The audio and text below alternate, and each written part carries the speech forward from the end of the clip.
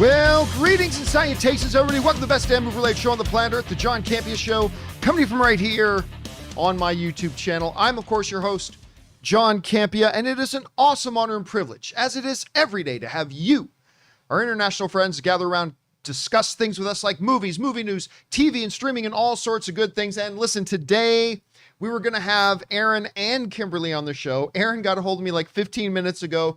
The internet went out in her place. Thank you very much, AT&T. But she will be on tomorrow's show with Rob. So she said she's going to make it up to us. She'll be on tomorrow's show with Rob. But man, are we lucky that Kimberly Curran is here, though. Kimberly, how you doing? I'm doing great. I'm doing so great. And we do have a lot of things to talk about here today.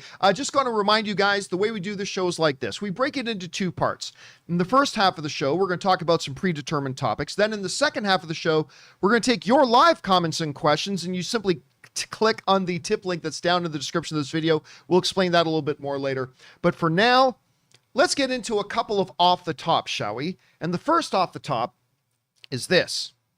You know, one of the animated shows of the past, couple of decades, really, that has gotten a lot of buzz and a lot of people talking about it and generated a really passionate following is Avatar: The Last Airbender.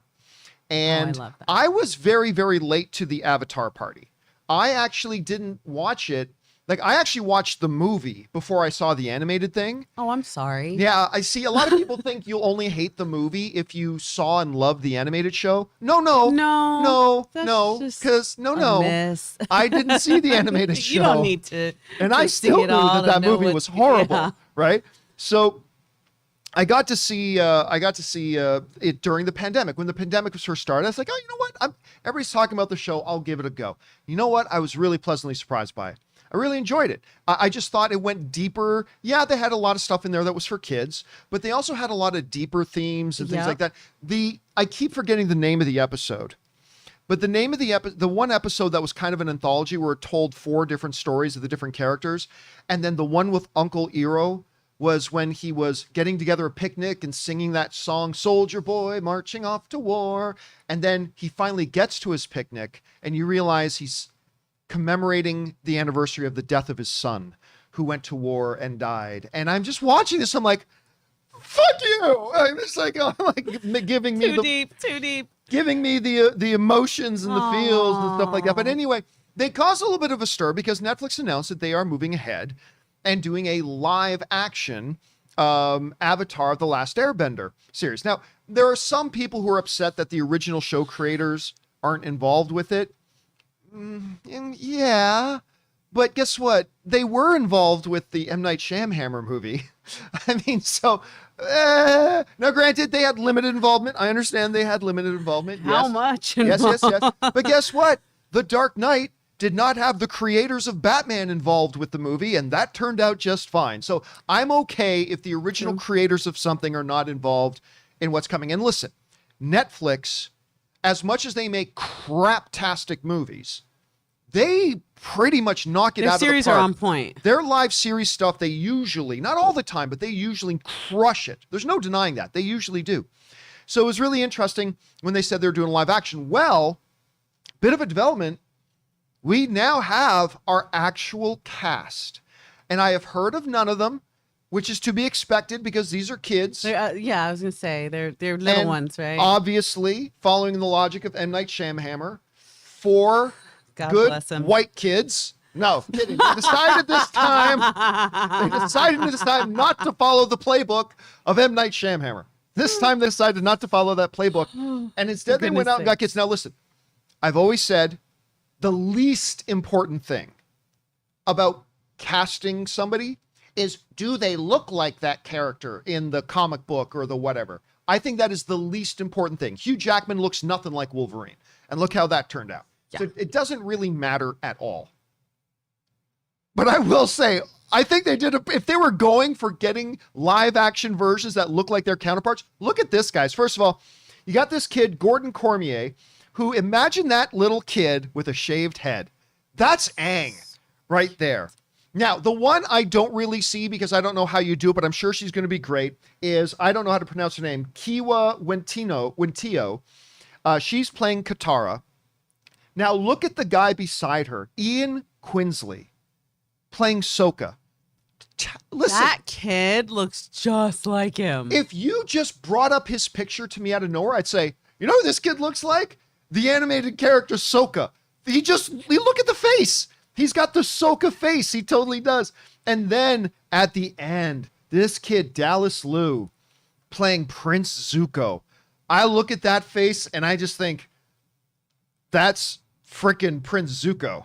That's Zuko right there. That is the son of the Fire Lord, ladies and gentlemen. So look, again, that is the least important of these things, but you know, I don't have a long track record of these kids' acting portfolios. I don't know any of them from anything. So all I can do is trust the casting people that these kids not only have a good look, but they also brought it, and they can also play these roles and communicate that kind of charm that these characters did.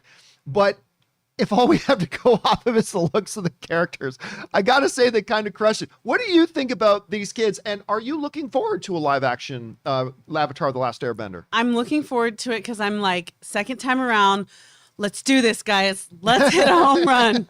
Please, I'm desperate. When you have 3 nephews, you definitely get in your last Airbender. It's unavoidable with 3 boys. And so I definitely love The Last Airbender. It's not super important to me because I do agree with you that there's a lot of people that just themselves off their headshot maybe may not look exactly like the character, or you know, Hugh Jackman's a great example. However, I love when casting gets it like spot on and you're like, oh my gosh, they look so much like the character. That's actually like one of my favorite things. I'm just like, oh, this is going to be so good. So I just hope the acting matches. You know, I hate to criticize kids in their act because, you know, they're trying their hardest. So I hope the kids bring it. I hope the creators do a great job of the storytelling, and really it's, you know, get some kids that have some good skills in there. But what makes The Last Airbender so relatable and heartwarming is that it's so like it gets to your heart, like you were saying in that scene. And because I mean, for those who know what it's like to have to, like, I mean, they're my nephews, but have to watch cartoons with your kids, you're like, oh God, I hope this has something for me, for goodness sakes. But like, it's such a pleasant surprise when it has something for you as well. And so I have high hopes. My fingers, my legs, my ears are crossed because yikes. Yeah, there's a lot of people keeping the fingers crossed for this. And again, listen, the only reason I have some confidence in this is, again, Netflix's track record for their live action movies sucks, but their track record for their series, you got to give it to them. And their kid stuff is good. And then their kid stuff has been good. They've got some good kids series that I'm like, Jaden, the show's on. He's like, I'm going outside. And I'm like, I'll watch it myself. Anyway, guys, the question is for you. What do you think about this? I mean, listen, obviously we don't know the long track record of these kids' acting history, so we can't go on that right now. All we can do is trust the people who have cast them, but I think they look pretty damn good. How are you guys feeling about this live action adaptation of Avatar: The Last Airbender? Jump on down into the comment section below and let us know your thoughts. Okay, guys.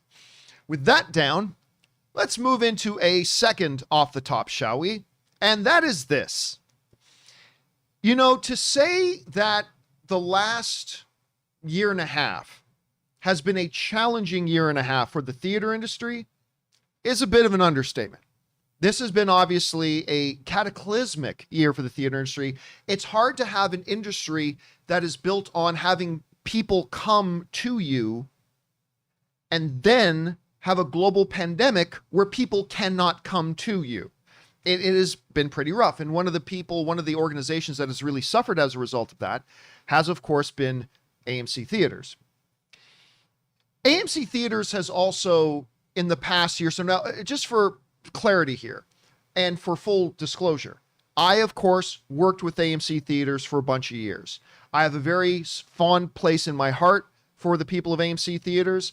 I had a wonderful experience working with AMC Theaters right up until the end, when that pack of jackals and, you know, moronic imbeciles that are the HR department of AMC Theaters, a bunch of incompetent twats. Anyway. How do you really feel? How do I really feel about that? Anyway, just my opinion, ladies and gentlemen. Bunch of morons over there. Anyway, but aside from that, I actually do have a very, very soft spot in my heart for AMC Theaters. I really do. And they are my theater of choice. They're totally my theater of choice. If I've got a choice to go to an ArcLight or a Regal or a Cinemark or an AMC, 10 times out of 10, I'll go to the AMC theater. They're just my favorite movie going experience. That being said, they're in the news today. They're in the news today for all the wrong reasons again. Oh, come now, on. when I was at AMC, Jerry, who is the CEO there, brilliant man, brilliant leader, brilliant. Well, they've got this guy who's the CEO now named Adam Aaron, who, in my personal estimation, is terrible at his job. Terrible at his job. He has done dumb thing after dumb thing after dumb thing. And the board of AMC are equally a clown car full of Keystone cops because they just keep giving him bonuses and money. Oh, that was the bonus guy. That's the bonus guy. Hey, we laid off 30,000 people. When we were all $9 million bonus. figuring out unemployment, he was like, yeah, he's collecting bonus. Well, they were laying off literally Oh. tens of thousands of their workers who didn't know how to pay rent, whatever. I remember that. They gave him millions and millions and millions in bonuses for taking people's jobs away. Now, we're going to talk about this here in a second. AMC just made an announcement that through Adam Aaron that they are raising ticket prices. They are limiting showtimes, and they are expanding their theater count. Now, I want to put this in context, okay? I want to put this in context. Let's look at the larger picture here as we go into the Campea classroom for a second. I want us to remember this. AMC was at death's door. AMC was on brutal life support. And again, this was through no fault of their own. The pandemic hit just as they spent all this money in getting their A-list program up and running. By the way, the greatest program in moviegoing. I love A-list. Their A-list program is a stroke of genius. I love it. It's fantastic. But they spent a ton of money getting A-list up and running. Perfectly fair. They also spent a ton of money in expansion and a real ass ton of money in upgrading their theaters, the leather motorized recliners, the Dolby Oh, yeah, cinemas. ours looks really good. Oh, yeah, with the laser did, like, a projectors renovation and all a that kind couple of years stuff. ago. They spent enormous amounts of money doing Yeah, that. I like it. It was wise investment. I will give them, it was wise investment. Props to them for that. And at the moment they were done spending all that money and getting ready and poised to start now reaping the benefits of that investment, pandemic hit at the worst possible time for them. So they were on life support. They were at death's door. They laid off in the tens of thousands of people. And listen, I don't fault them for laying people off. You're a business. You have no revenue. You have no money. I get it. It was a horrible thing, but it's something It's they needed amazing to that do. theaters even came back. Well, yeah, but we'll after get to last that in year. a second. We'll get to that part in a second. So they laid tens of thousands of people off. It looked like they were done. It looked like they were done. And then, out of nowhere, like Tinkerbell the fairy flying out of Adam Aaron's ass, the meme stock buys. Basically, out of nowhere, some dudes on Reddit just go, hey guys, just for fun, let's all go and inflate the price of AMC stock. And they went and inflated the price of AMC stock from something like $2. I might be off by a couple of bucks, but from something like $2 all the way up to like $40 and $50 and $60, which all of a sudden now AMC then instantly sold more stock and made up all of their losses in 2 days. Because That's incredible. Because a couple of guys on Reddit, nothing to do with AMC's I was ability just of gonna getting out of the say, were problem. they like the brother of like one of the people laid off, and they're like, "Let me Nope. hook you up. Let me hook you up." It's just that these Reddit got it going.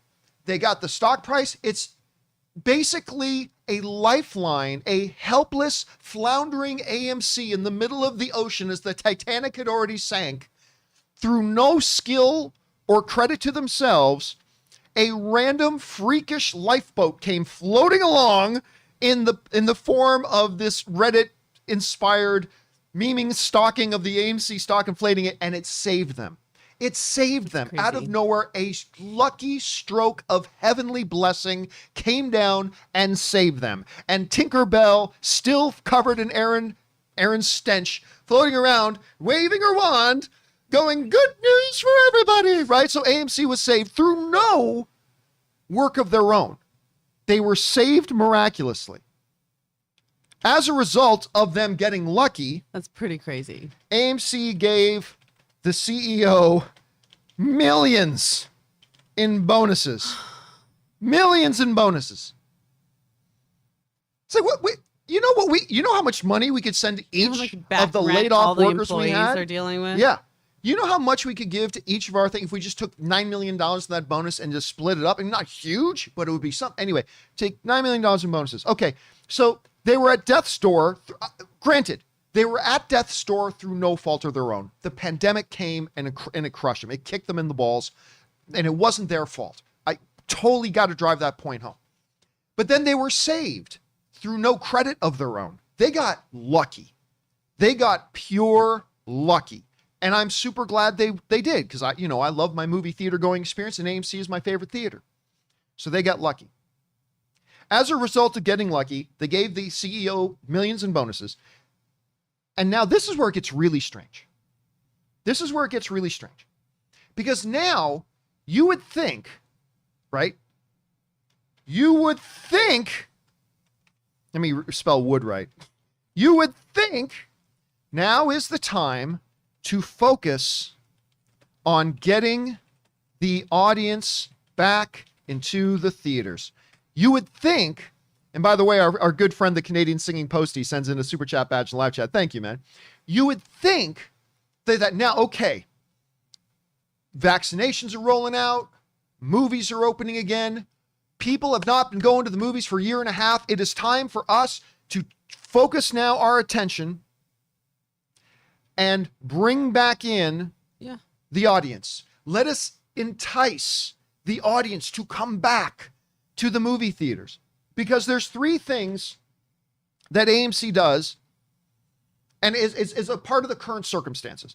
Three things that are part of the current circumstances of AMC. One, they have the longest pre-show in the industry.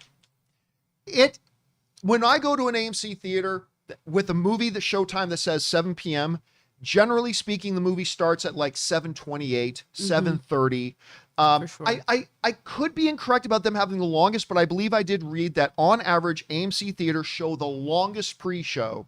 What's that theater Robert goes to all the time where it shows ArcLight? Three. Okay, let me hit up an ArcLight. Three trailers. ArcLight's policy, they're shut down now, though. They're out of business. Oh, that's right. Yeah, the pandemic shut them down. But they had a glorious policy. 3 trailers, 3 great trailers, and then the movie starts. That was their policy. AMC, 25 minutes to a half hour after the scheduled start time of the thing, they have that. Okay. So besides having the longest pre-show in the industry, some of the most expensive tickets in the industry as well. They're not the most costly movie ticket in town, but they're up there. Do they do like $5 Sundays and Tuesdays? I think in some territories they might, but I don't think they in general across the board. I think they might have in some points, and other points they did, but in general they are one of the most expensive things to do. Now the third thing they do is some of the most expensive concessions in the industry.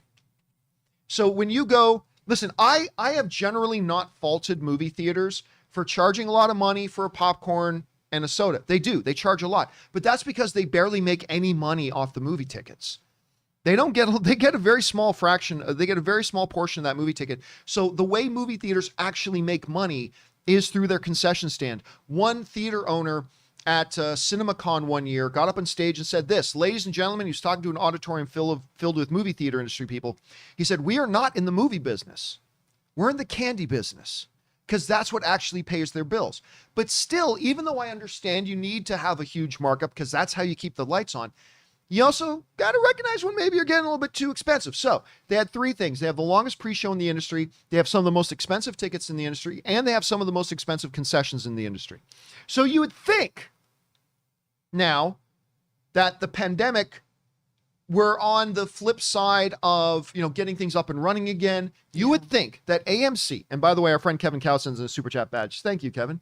You would think that they would be now gathering in their boardrooms. All right, we need to give a really attractive movie-going experience presentation to our audience. We've got to entice them to come back into the theaters, right? We got to get them back into the habit, because not only have they not been there for a year and a half, they formed a habit of not coming for over a year and a half. You got to get back into the habit of coming back to the movie theaters. How can we entice people to do that? Well, the brain trust at AMC and that little Tinkerbell flying around all over the place, they decided we know how to get people back into the theaters. We'll increase the ticket prices and give them fewer showtimes. Yeah, that's how we'll get people back to the theater. That's how we'll do it. Now, there are three, in this article on IndieWire, there are three key things that we just found out that AMC is doing. AMC is doing three key things, okay? Three key things, all right? Number one, they have bought new theaters. They are raising ticket prices. And three, they are raising concession prices. These are three things they just announced. Now let's look at these things here for a second. So they're raising all three of those. Yes. So they bought new theaters. When we're facing Delta and we're facing more challenges. Okay, I'm listening. Yep. Sorry, continue. Okay. I'm a little... So let's look at each of these three things. One, they bought new theaters. I want to point something out here. All three of these, the purpose of all three of these has one purpose: increase stock price. That the purpose of all three of these moves is to raise investor confidence and raise stock price. Okay. That's the key. Their key is not the long-term survival of the industry. Their key is short-sighted. Let's get stock raised. Now, let's talk about this first one here. They've bought a couple of new theaters. We've talked about this a little bit here on the show recently. This is actually not a bad move. This is not a bad move because, ArcLight, the Grove theaters. I was going to say, with them being out. With them being out, there are some very key territories that now need to be serviced. And if you don't move in there to take advantage of that, one of your competitors is.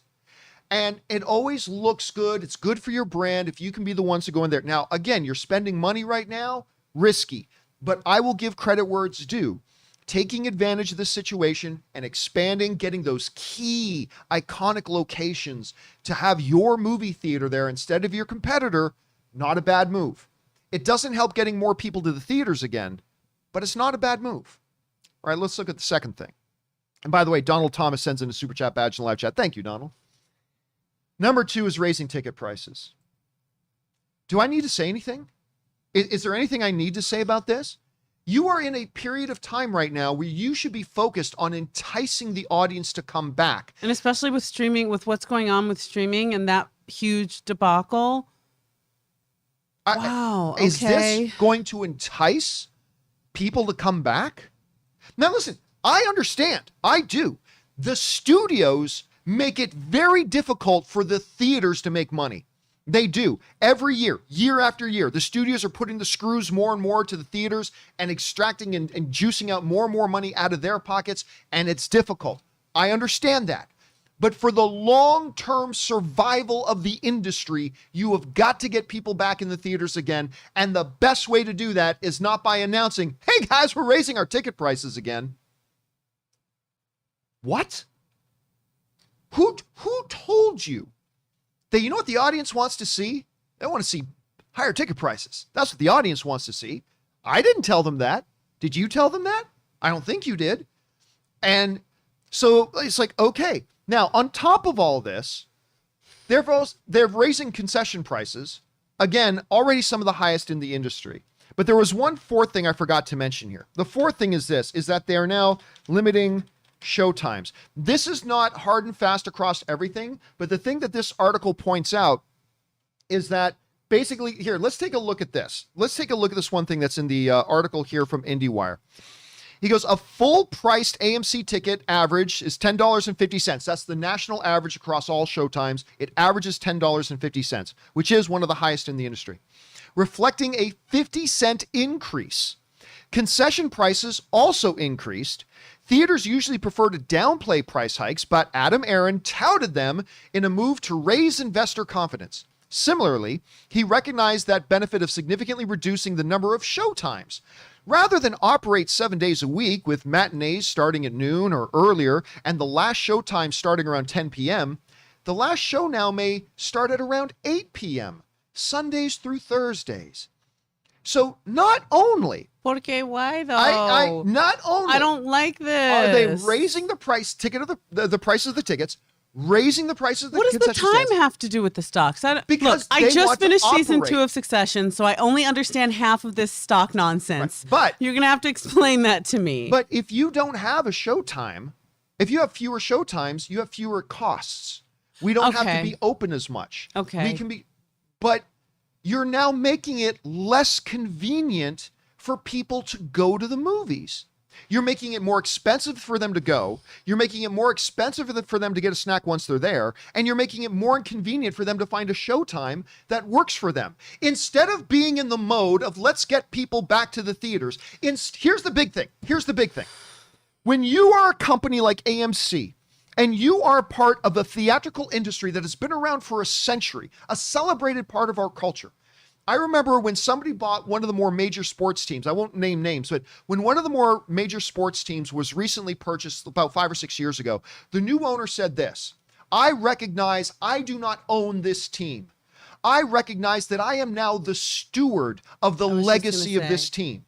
I am now the steward of the legacy of this team that has been around for almost 100 years. The board and the CEO of AMC, they have an obligation to say, we are not just running a business, we are stewards of an industry. We are stewards of a century-long legacy, cultural legacy. Mm-hmm. Instead, I'm going to tell you right now, in my opinion, AMC does not care if they survive right now.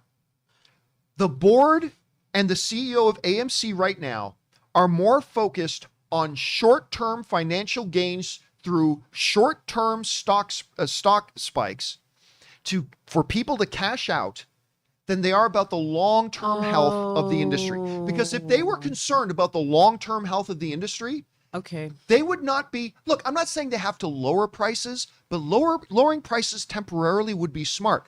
But don't raise prices. If they were focused on the long-term health and legacy of this industry, they would be at least keeping concession prices the same or lowering them, not raising them. So this is a short-term game. This is all about short-term gain. Adam Aron and the folks running AMC right now have zero interest in what the long-term legacy of the industry is.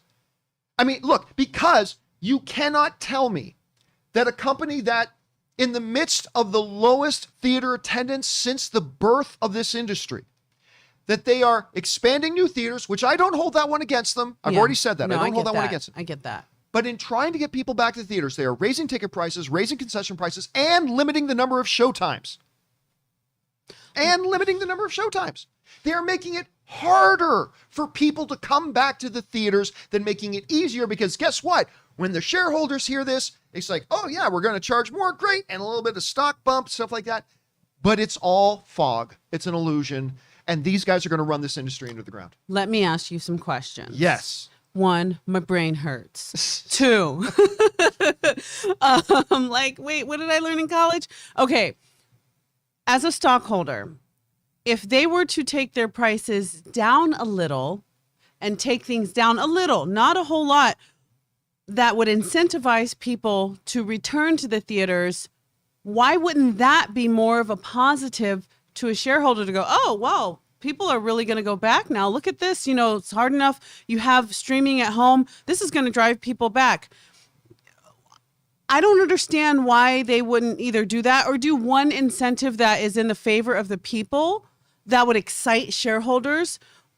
What is it about this that makes shareholders go, oh, more people are going to go? Or I don't quite understand Here's the thing, because the vast Things. majority I don't know. of I'm blonde under stockholders, these like dreads. look at all of us when we jump on Robinhood and we buy stocks and shares. Okay. Most of us are not looking at, I wonder what this is going to be in 10 years. We check it every 15 minutes. When I owned Dogecoin, we are checking Robinhood every 15 minutes to see what the stock. We are looking at what money can we make right now. What money can we make right now? And I think that's the way they're look. Look, again, I don't want to presume to know what is going on inside the minds of What would be the devil's advocate argument of doing this? If you were to take the devil's advocate position and go, well, what would your argument be? The stockholders liked hearing it and it'll give you a little bit of a stock bump. I mean, that's it. There's no long-term benefit to this. I mean, unless, listen, look, I'm not going to pretend.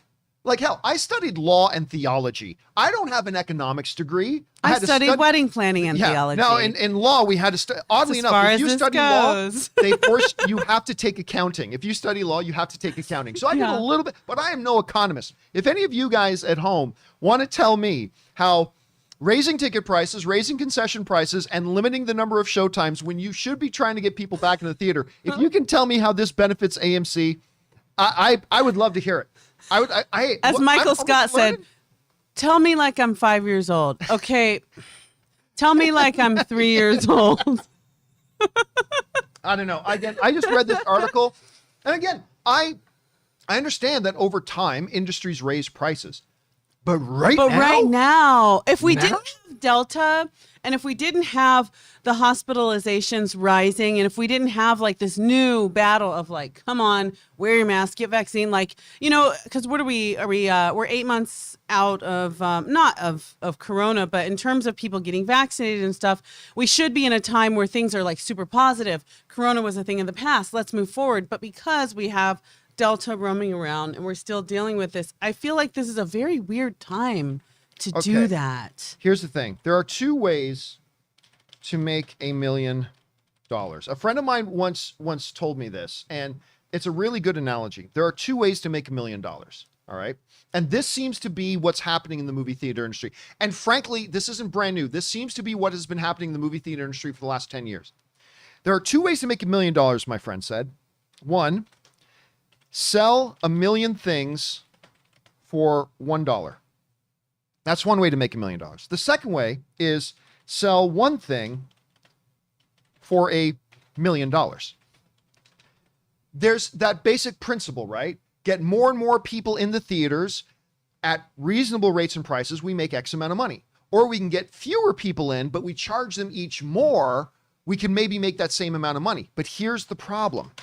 It is diminishing returns. And I'm sure I spelled diminishing wrong. I did.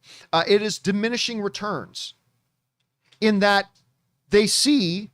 theaters see, we're losing lodging. We're losing money. Let's raise prices to compensate, right? Yeah, I get that. Let's raise prices to compensate. The problem with that is that move causes fewer people to come to the movies. So the theaters look at that and say fewer people came. Let's raise prices to compensate, which causes fewer people. And you get this cycle.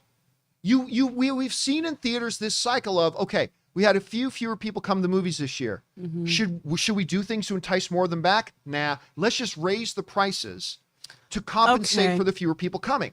Okay. But by raising the prices, even fewer people come. And so they go, well, let's raise the prices to more to compensate. Then fewer people come. And it starts this cycle. The problem is once you hit zero, there's nowhere else to go. Yeah. And they seem to be in a Fast and the Furious racing for pinks race to get to zero. That's what it seems like. Let me ask you this. And this may be a silly question because economics is not my strong suit. I can design the hell out of a ballroom though. Is this a buildup maybe to when Delta is hopefully a thing of the past, them going, guess what? We're here for you. We're here for the people. Let me pick a number. Our ticket price is 16 because we love you. We're going to bring it down to 14. So, do you think it's a setup to then make a reward at a later time? So kind of what Best Buy would do sometimes, which is they one day would raise the price. This is true. Best Buy has done this. They raise the price of a laptop to from $1,400 to $1,500 for 24 hours. And then they say, this laptop's on sale for $1,450, which is still more expensive than it was a week ago, but technically it's on sale. I don't think so. You don't think so? No, I don't see them doing that at all. Okay. So again, I just look at, to me, sometimes when I look at the leadership of AMC, I see that painting in my head of a bunch of dogs playing cards. That's just what I see in my head. I don't know. You know how sometimes companies will kind of follow each other or be inspired or follow the trends of the market, as they say on Succession. Why isn't Regal doing this? Why wouldn't Regal do this? Or are we going to see Regal do this soon after? Regal, I mean, look, we need to move on here, and go on to our next topic. But I will say this: Regal's in a little bit of a different situation in that they are a multi-company thing. Like Regal is owned by Cineworld in Europe. So Europe has they're the big theater chain out there. Cineworld, they own Regal. They do business a little bit differently. How? But I'll tell you what, you raise a good point, because I'm going to be very, very curious to see how places like Regal are going to respond. Places like Cinemark and Landmark and there are a bunch of other theater chains as well. I am going to be very interested in seeing how they respond as well. Anyway, you can tell this is very frustrating to me. I get frustrated when the things I love seem to do stupid things, and I love AMC theaters, and they're a pack of morons, and that's really frustrating to me because they're my favorite. They're my favorite. It's like my freaking love of the Toronto Maple Leafs. They suck and choke every year. And I hate it. But I love them. But I love them. I love them. My love burns deep. If I didn't care about them, I wouldn't care if they drive themselves in the ground. But I care. I care, damn it. I wish I didn't care about AMC, but I care. And they're driving it into the ground. Anyway, guys, question is for you. What do you think about all that? Jump on down into the comment section below and let us know your thoughts. Okay, guys. With that down, let's move on to our main topics today here, shall we? And how do we select our main topics here in the John Campea Show? Well, it's really rather simple. You see, you guys come up with them. Whenever you come across a big topic, issue, or story that you guys feel needs to be a main topic here on the show, just go anytime 24/7 over to www.thejohncampeashow.com/contact. Once you get there, you're going to see a form. Fill it out with your topic or question. It's totally free. Hit submit, and then maybe, just maybe, you might see your submission featured as a main topic here on the John Campea Show. With that down, let's get into main topic number 1. And our first main topic today gets submitted to us by Stephen Calderon, who writes, "The idea of a live-action Powerpuff Girls series sounds ridiculous. I was only interested in the series because Agents of S.H.I.E.L.'s Chloe Bennet was cast, but Variety reported that she has now exited the CW pilot. I'm disappointed for her departure. However, do you think this could be an opportunity for Marvel to bring Chloe back as Daisy Johnson in a Disney Plus series? Oh, hell no. No. Listen. I thought she was funny. First of all, let's be very, very clear here. Kevin Feige has been very clear that Agents of S.H.I.E.L.D. is not a part of his MCU. He has been very, very clear about that. So you're not going to see Chloe Bennet show up as what do they call her, Quake, or they were like, she had 5 different names. I think it's in the series. something like that. But anyway, you're not going to see her in the MCU. No. So what is going on here? Okay. So they announced a while ago that they were going to do, and listen, I never watched the Powerpuff Girls. I don't give a crap about it. But the concept of this show was actually kind of interesting to me, because they said, we're going to imagine a live action Powerpuff Girls, but now these girls are in their mid-20s and they're dealing with the fact that their childhood, they basically had no childhood because they were kind of forced into being these superhero characters. Toddlers with superhero power. And now they have issues. Now each of them has different sets of issues, and it's now looking at them as women. And you know what? I was like, I don't give a crap about Powerpuff Girls, but I would be lying if I didn't say that at least at minimum sounds kind of interesting. Like maybe it could be interesting. So they were going to go ahead and do it. The problem is this: they shot a pilot and CW hated it. Yeah. So this comes to us from the folks. This comes to us from the folks over at Variety, who write the following. Chloe Bennet was set to star as Blossom in the pilot, which is currently titled Powerpuff. The show was originally in contention during pilot season earlier this year for a potential fall air date, but the CW made the decision to redevelop and reshoot it instead, with CW chairman and CEO Mark Pedowitz calling the first pilot a miss. According to an individual with knowledge of the situation, Studio Warner Brothers Television wanted to extend Bennett's option as they reworked the pilot, but scheduling conflicts forced her to exit instead. Casting for a new third Powerpuff Girl will begin in the fall. Okay, so first things first. They shot the pilot and it was bad. The CEO of CW straight up just called it a miss. So now they got to go back and redo it. Now Chloe Bennet leaves, citing scheduling conflicts. And I'm going to call it right now. That's bullshit. That's BS. That is a cover story.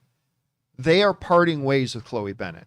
Or Chloe Bennet wanted out. It's one of the two. One of the two. And here's why I don't buy this scheduling conflict stuff. If the pilot had been good, you would now be getting ready to shoot season 1, not just another pilot. Yeah, so it's almost like, so what else are you doing? You had time to shoot an entire season of Powerpuff, but oopsie, I don't have time to shoot another pilot. Yeah.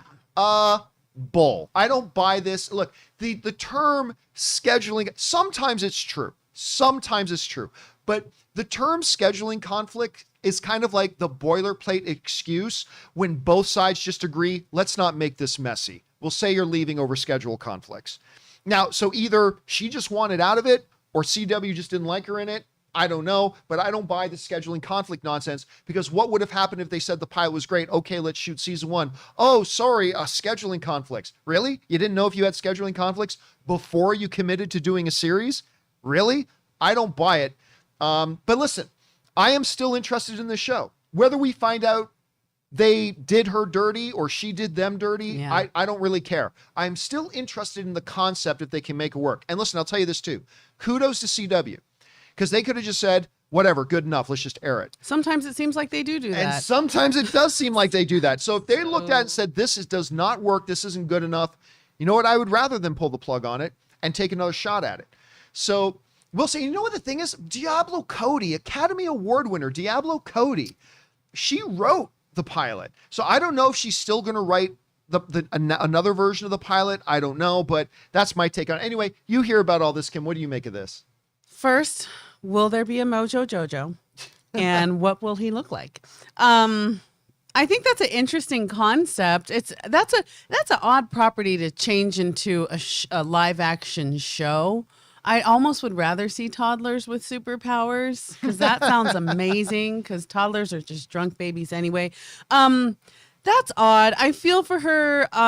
She's young, and you got to make hard decisions. And yeah, I really don't buy the whole scheduling conflict, because like you said, what if they were like, it's a hit, let's go. Would you drop out? Maybe she would. Maybe she has a huge thing coming up. Good luck to her. But I just don't know how you translate Powerpuff Girls into women in their 20s. I don't get it. I just don't get it. I'd have to see it, but I'm sorry. The whole story, the villains, the way the show runs, I just don't understand. Yeah. I don't know. Whatever. Do I care? I don't really care. I think I do. But again, I will give props where I think props are due. The concept of these adults now dealing with the emotional baggage and scars of having to be superheroes when they were little children, kind of interesting to me. It's a little bit, reminds me a bit of Umbrella Academy. And that's one of my favorite shows on TV, right? Okay, I can vibe with that. So I'm kind of into that. We'll see. Question is for you guys. What do you think of this? Chloe Bennet has departed the Powerpuff Girls series. I mean, probably most of you are like me.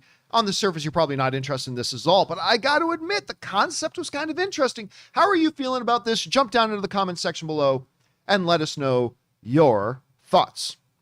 All right, guys. with that down, let's move into main topic number 2.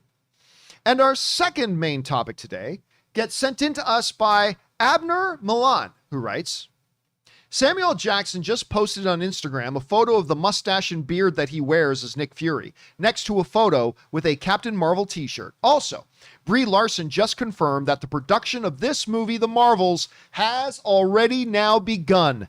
Does this confirm that he is involved, don't you think? All right, thanks a lot for sending that in, man. And yeah, listen, of course, we've known for a little while now that the sequel to Captain Marvel, that was originally tentatively titled Captain Marvel 2, is now titled The Marvels, which kind of is a really good name for the fact that they're bringing in, why am I forgetting the name of the girl from WandaVision? Teyana Paris, Monica Rambeau. They're bringing in Monica Rambeau, and they're going to be bringing in Ms. Marvel as well. And they're calling it The Marvels, which I'm excited about. I think you got the screenwriter of WandaVision writing the script of this thing, which to me is really good. Mm-hmm. So that's great, because I thought the writing on WandaVision was fantastic. Out of this world. Absolutely fantastic. Yes.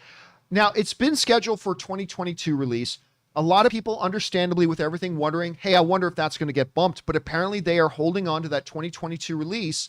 And now it looks like they're actually filming. This comes to us from the folks over at Screen Rant, who write, Brie Larson's Carol Danvers was first hinted at during the end credit sequence for Avengers Infinity War back in 2018. She was officially introduced and became Captain Marvel in the movie of the same name in early 2019 and returned to help defeat Thanos in Avengers Endgame.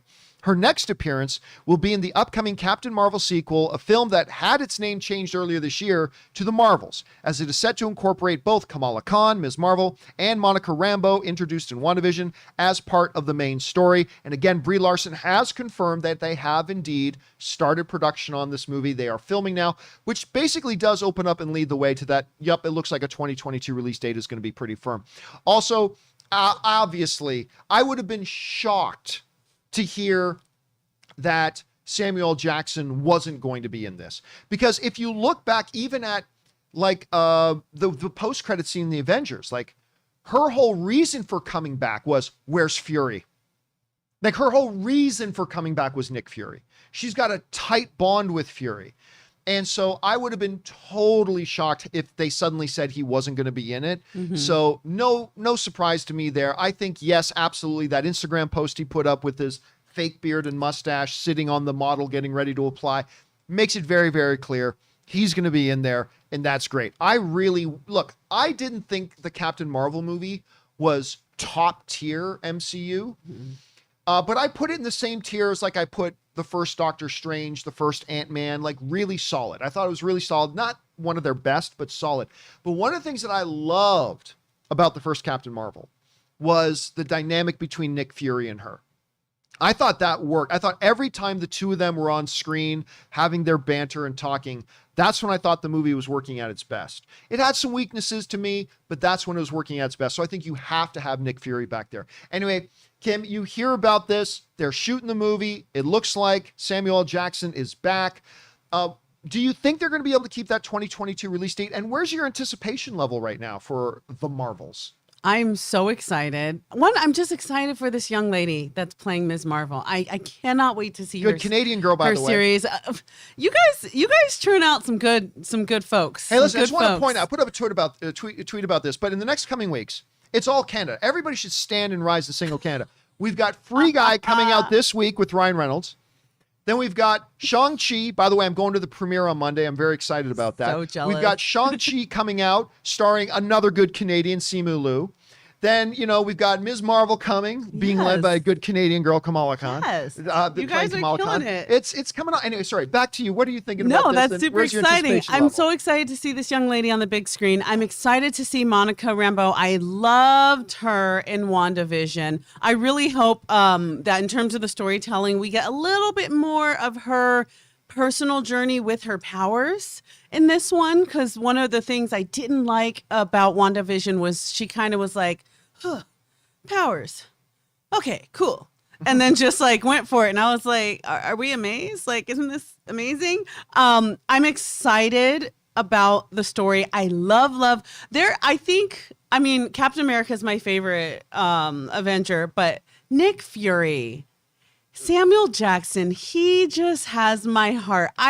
What wonderful casting. I love him. And I want to see more of his relationship with Captain Marvel, especially now that they're back together. The threat is gone, but who's the new threat? I want to see them kicking ass side by side. I'm really, really excited for this. And I don't think, to answer your first question, I mean, Delta be damned, but I do think that by 2022, we'll be back on track. So I think I don't perceive this being pushed. I think they're good to go. Let's shoot it. Let's get it out. I'm really excited to see it. The first one, it was okay, but I have faith in it. I have faith in the characters and the actors, and I can't wait to see these ladies all together, especially with Nick Fury. Yeah, I think it's, again, Samuel L. Jackson just elevates everything he said. Even if it's a credit card commercial. What's in your wallet? I mean, I will sit and watch because of Samuel L. Jackson. I don't know, Samuel L. Jackson. What is in my wallet? What's in my MF and wallet? It makes me wonder. Anyway, questions for you guys. What do you think about this? They are now shooting the movie. It looks like Samuel Jackson's back. Where's your anticipation level for it? Jump on down to the comment section below and let us know your thoughts. Okay, guys. With that down, let's move on to our third and final main topic today.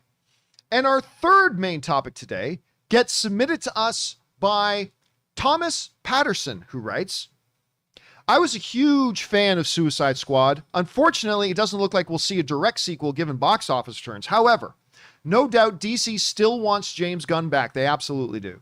The Hollywood Reporter ran an article speculating about what film he could do next. Gunn has expressed interest in working on another Harley Quinn project, and Gotham City Sirens might be the next film to feature her. They even speculate, given Gunn's love for Batman, that he could get Ben Affleck back. Ugh, wishful thinking? Yeah, I do think that part is wishful thinking. That part is wishful thinking. Now, of course, the Suicide Squad has been a topic of discussion a lot recently. First, because the movie is freaking amazing. I believe it has the second highest critic rating out of any of the DCEU films at 91%. Only Wonder Woman, the first Wonder Woman directed by Patty Jenkins, has higher. It's got a 93%. But it also has one of the highest audience ratings of any DCEU movie. I believe it's holding at 83%, which makes it one of the highest audience rated, verified audience rated movies in the entire DCEU. The movie is spectacular. Now, it doesn't work for everybody. No movie works for everybody. So I'm sure there's some people watching this right now that maybe didn't like it. And that's totally cool. All films subjective. But for a lot of us, the movie is freaking spectacular. Absolutely spectacular. It actually replaced Shazam as my second favorite DCU film. It did? Yeah, it didn't pass Zack Snyder's Man of Steel. Man of Steel is still my favorite DCU movie. But this Suicide Squad came in second place on that. It's absolutely spectacular. But then, unfortunately, just like we kind of predicted would happen, the second story that became all the rage talk about was the box office failings of it. And we went through a big, long list about why it happened. And we went through a list before the movie opened about here's why Suicide Squad is great, but that is not going to do good at the box office. And we went through the list before the movie even opened and after. So it's got a lot of people wondering, well, what will James Gunn do next? Because Walter Hamada already said, we're doing more things with James Gunn. I mean, he just made one of the most crowd-pleasing movies we've ever made. We want to do more with James Gunn. Here's an interesting thing that came to us out of that Hollywood Reporter report. And the two words that come up are Justice League. Now, I'm going to say why this is interesting in a second, but here's the report from the Hollywood Reporter. It says, another possibility to keep on the back burner of potential projects is Justice League. I know, but hear it out. While a new film is likely a ways off, Gunn recently responded to CNA's Genevieve Lowe about a potential Justice League versus Suicide Squad film, that which we've talked a bunch about recently. That confrontation is also the basis for Rocksteady's upcoming video game Suicide Squad Kill the Justice League, and comic companies do love synergy between brands. Gunn admitted it wasn't a bad idea. Hold on a second there, just a little bit of a thing here. Okay. Gunn admitted it wasn't a bad idea before saying that he'd have to figure out who's on the Justice League first, noting that the complicated nature of who's still playing which roles. While it certainly wouldn't be the Justice League narrative that Snyder set up, those characters are too great to never see come together again. All right. Here's the interesting thing. I had heard a little while ago, just I think days before I saw Suicide Squad, that they had talked to James Gunn about doing Justice League. Now, that's not a big surprise, because in talking with a director that you want to have come back and do more projects, of course, one of the topics of conversation will be Justice League. Of course it will be. That doesn't mean you're super, super serious about, let's sit down here and let's really dive into this. Let's talk what we do with Justice League with James Gunn and really go deep and things like that. Maybe they did, maybe they didn't. But I know it was at least brought up. That I know. And now we've got the Hollywood Reporter also mentioning, Justice League. I'm not the only person who heard this. There are many other people in the industry who heard the same thing that I'm hearing as well. Now, does that mean they're going to do Justice League? I'm not saying that they are. But I am telling you, it's definitely something that's on the table right now. This could be one of the future things that he does. And I'll tell you why it would be a great idea. James Gunn has proven on different properties that he knows how to take a bunch of different superhero characters and make something very cohesive, crowd-pleasing, critic-pleasing, great entertainment out of it. He did it in a PG-13 Marvel universe. He did it with DC in an R-rated Suicide Squad. Now, I'm going to go out on a limb right now and say this. If they were to give James Gunn Justice League, say, James, you're the one to reinvent Justice League for us. As much as they want to let James Gunn do whatever he wants to do, I am telling you they will not let him do Justice League rated R. There's no way they would let him do rated R. So many kids will not be able to see that. And Suicide Squad is one thing.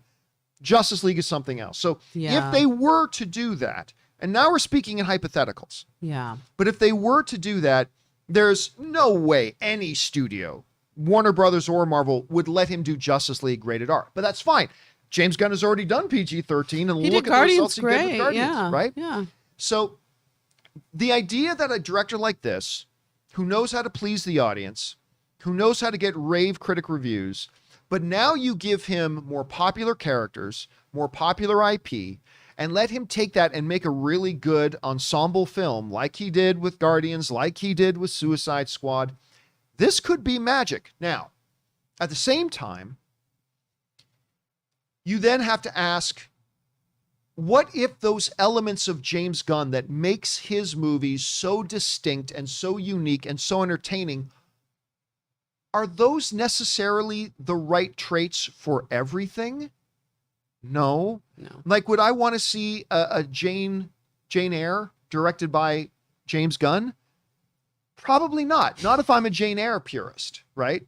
Would I want to see Julius Caesar directed by James Gunn? Probably not, because I don't know that I'd want those things that make James Gunn so great. I don't know if I'd want to see those things in a telling of Julius Caesar. I like the classic Julius Caesar, thank you very much. So could his sensibilities really serve a Justice League? I don't know the answer to that. I think the potential is there. Maybe not. Kim, let me ask you this. Let's say tomorrow that they announced, and by the way, just for anybody joining us late, this is all speculation at this point. We've heard they've spoken to him about Justice League, but I'm sure they've spoken to him probably about 30 or 40 different projects. But for the sake of conversation, if they were to come out tomorrow and announce James Gunn is going to reinvent the Justice League and bring the next Justice League iteration in 3 years, what's your reaction to that and why? I hate to say this. I know people are going to disagree with me. I don't think it's a good fit. I don't. I think the Justice League is kind of already established, and in that Zack Snyder universe, it's a bit darker. It's a bit too dark. And I know people are going to say, did you see Suicide Squad? Did you see the first 10 minutes of Suicide Squad? No, I get it. I just feel like that tone, for me, doesn't match his style.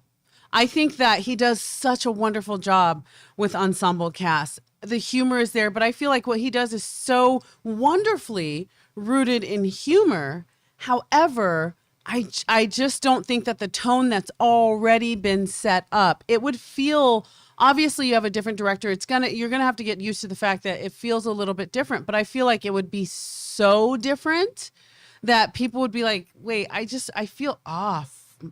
My equilibrium feels off in this because in Zack Snyder's Justice League, it was darker, and yes, there was more humor, and yes, we got to see the characters get fleshed out more.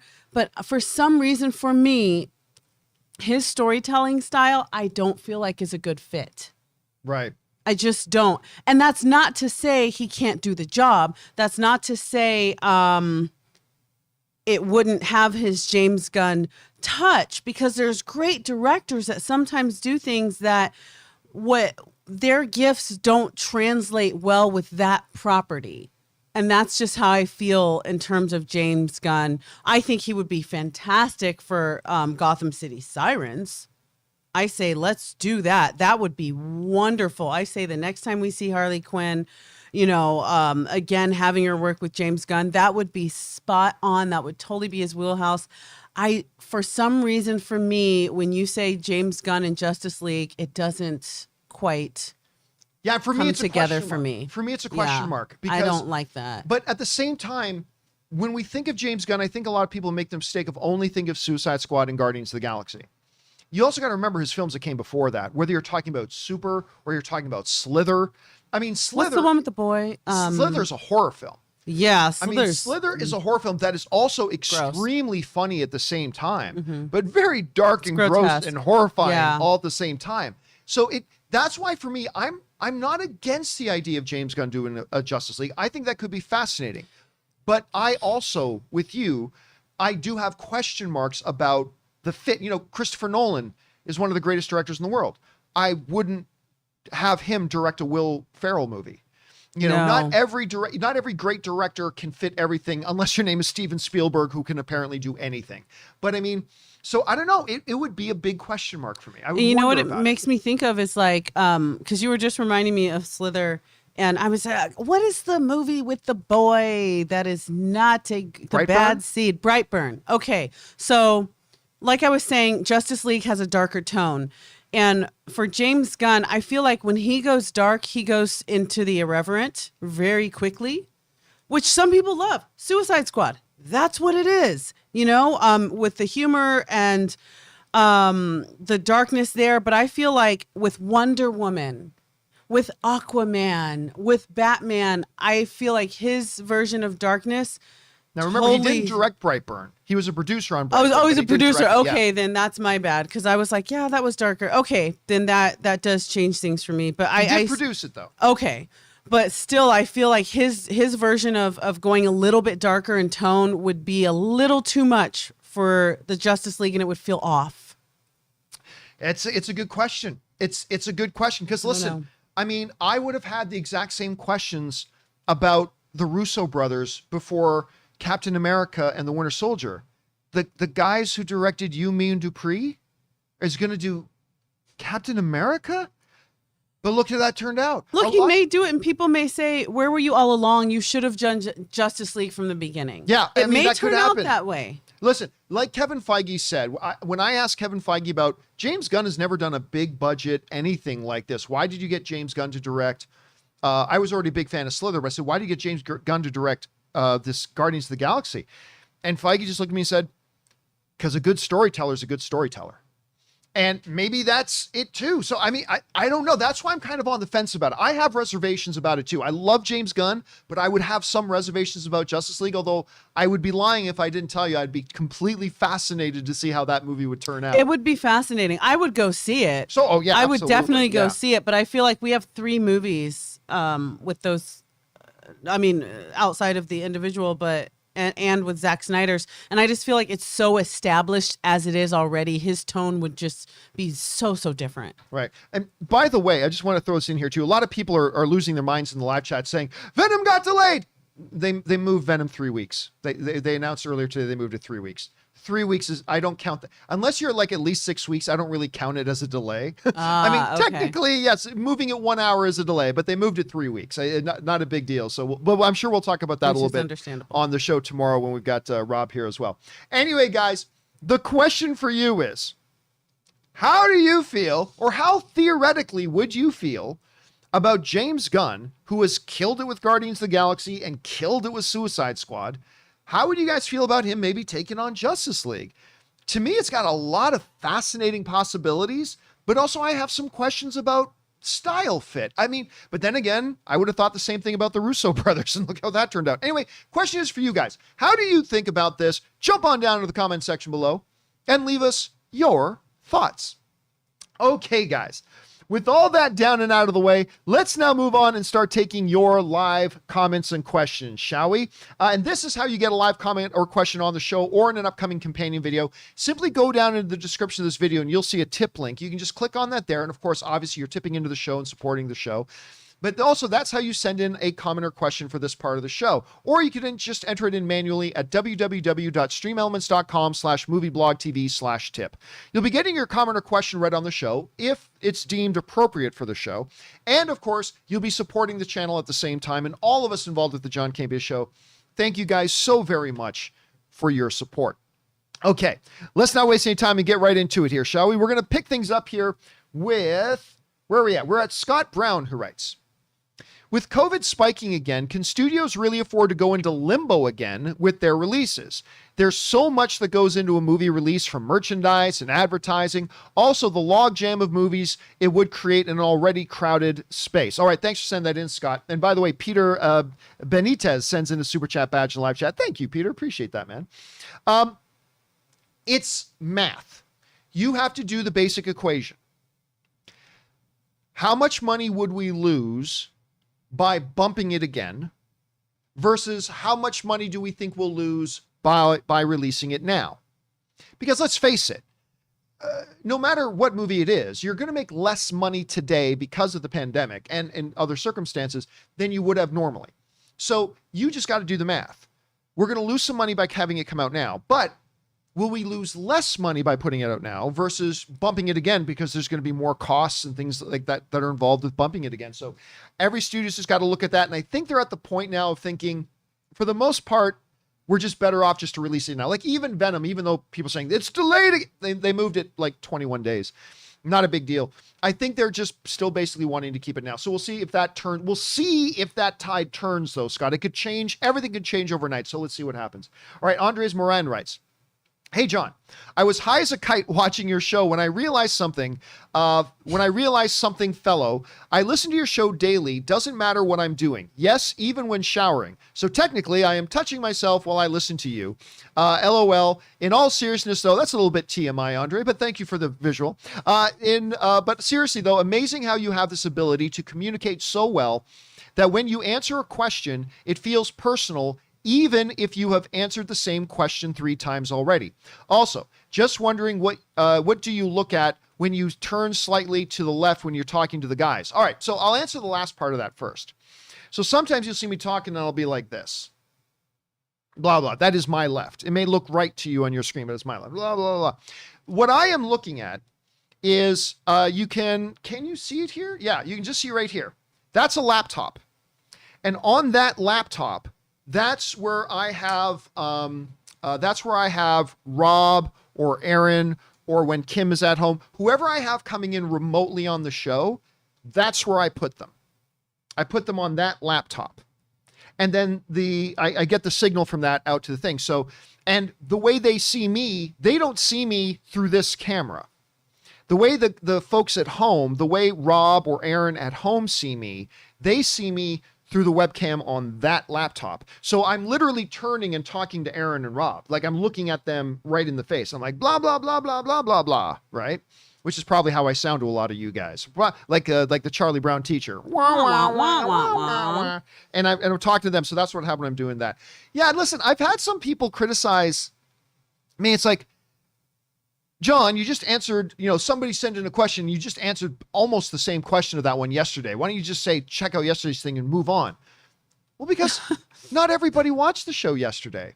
If somebody sends in a question or a comment and they're supporting the show and they want to be a part of the community and contribute to the community, they deserve to be given an answer. Yeah, maybe I already answered the question a couple of days ago, but not everybody watched it a couple of days ago. But community That's the key word. And that's so many comments that I've seen and people that have even messaged me are like, I love being a part. They don't say I love watching the show. They say I love being a part of this community. And I think that's what makes the John Campea Show special, is that you care about the community.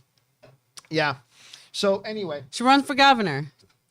Felipe Santos in the live chat is saying you should have a bigger studio, John. Well, you're going to have to start tipping in a lot more, Felipe. You're going to have to start tipping in a lot more for me to have a bigger studio, because this is about as big as I can afford to have it. But, recommendation noted. Thank you for that. All right. Next up, we go to Joey, who writes, after seeing the Suicide Squad, I have now decided that Weasel, at the beginning of the movie, when they are jumping into the water, is the best superhero landing of all time, and no other superhero landing will ever top it.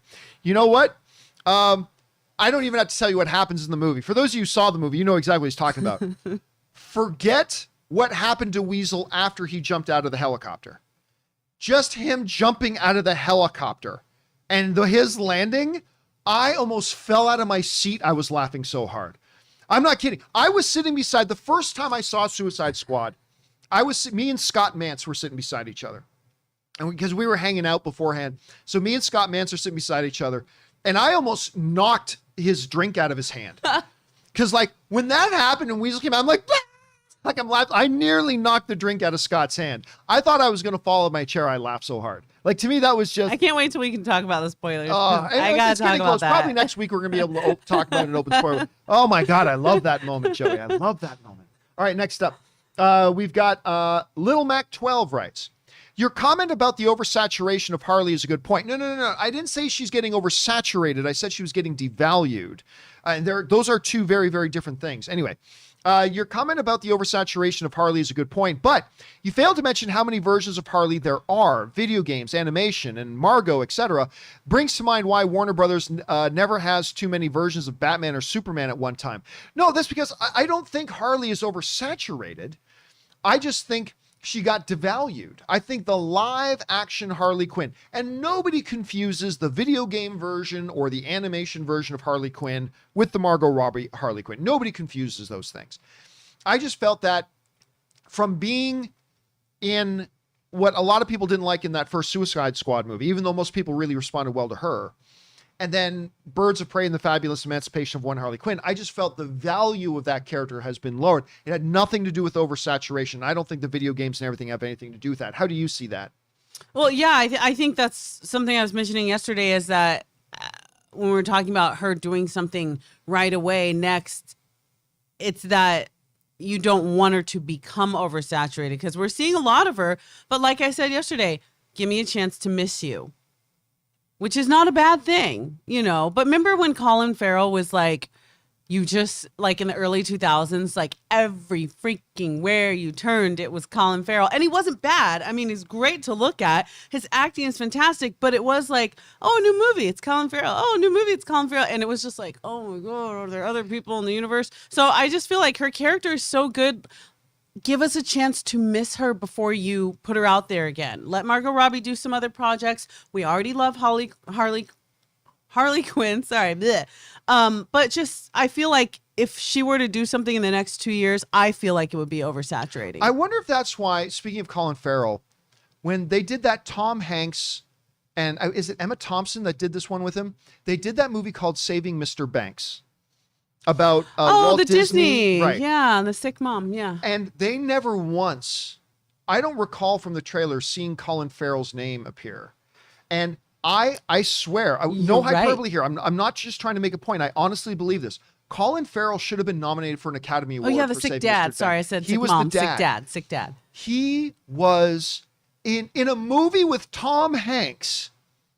He was so good in that. Anyway, I'm getting sidetracked on Colin Farrell, but you know what I mean? Yeah. Like there was that time in like the early 2000s where he was freaking everywhere, but to the point where you're like, I love watching him. I like him, but I feel like I see it all the time. Works for Dwayne "The Rock" Johnson. He's popping up like 3 movies a year. He's like this close to being like, take a break, bro. Well, God he's bless. not. He's God got bless. like 18 movies on his way out. All right, Yeah. next up, we got BK Dan who writes, John, did you realize the Highlander / SpongeBob / Superman crossover, Clancy Brown, the Kurgan, Mr. M. Mrabs, and Lex, I don't watch SpongeBob, and Lex Luthor and Superman the Animated. Yeah, I talked on the show the other day that he's actually has done the voice of Lex Luthor, which is amazing. Of course, he's the Kurgan. I'm sure he does a lot of other voices too. I don't watch SpongeBob or anything like that. Kudos to anybody else who does. I'm just saying it's not one that I watch. But yeah, he does a great Lex Luthor voice. He really, really does. All right, next up. Steven Schneiderman writes, hey, John and Rob's not here on Thursdays. I just read from Variety that Catherine Zeta-Jones is being cast as Morticia Addams in the new Addams Family adaptation on Netflix, which I'm really stoked about. What do you guys think about this casting and Bring on the Filthy? I would be lying to you if I told you I had any interest in this Addams Family. I have none. I do. I behold all the interest I have, and You may don't- verily see that it is none. I have zero. Were you a interest in fan it. of the 90s Yes. version with Angelica Houston? Yes. And you're not? Tim Burton's directing this. I'm not a Tim Burton fan. I'm not going to lie. Tim Burton has done some things that I really listen. He has done a couple of things that I really like. Oh, But overall, I'm a huge Tim Burton fan. I am not a big fan of Tim Burton's sensibilities, and I think this has awful mess written all over it. I'm not going to lie. I think this has awful mess written all over it. Now, the addition of Catherine Zeta-Jones. Listen, the world is a better place with the more So Catherine Zeta-Jones in it. She's a great actress, stunningly beautiful. I mean, whenever, wherever, that's fine. But I have no interest in this project at all. What about you? I'm super excited. I'm a huge Tim Burton fan. I mean, Angelica Houston, oh my gosh, her as Morticia was so perfect. But I'm like, if you're going to do it again, doggone, I think Catherine Zeta-Jones is I think she'll kill it. And I love Tim Burton stuff. Yeah, we're definitely different in that. I'm so excited for it. And it's something about the creepiness. I've always loved the Addams Family.